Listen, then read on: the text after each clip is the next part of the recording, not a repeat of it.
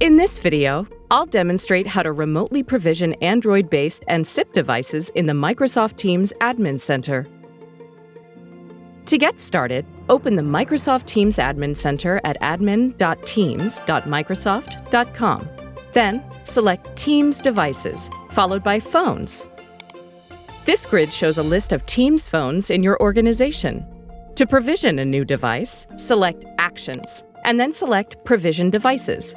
You can upload multiple MAC addresses or add them one at a time by selecting Add MAC Addresses manually. The technician can usually provide the address.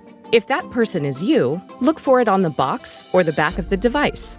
In Location, type the device's location to help technicians find it later. In this case, the phone is in Seattle. When done, select Save to add the device. Now you must activate it. To do that, select Generate Verification Code. Share the code with the technician installing the device. After they use it to provision the phone, it appears on the Waiting for Sign-In page.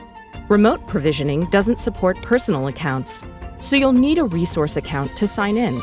Simply select Sign in a User and follow the instructions to complete the process.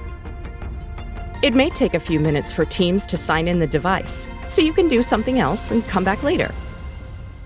Once done, you'll see the new device in the list of phones, ready to use.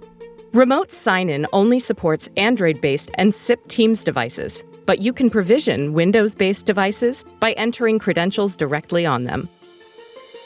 To learn more about using the Microsoft Teams Admin Center to remotely provision Android-based and SIP devices, see our documentation on Microsoft Docs.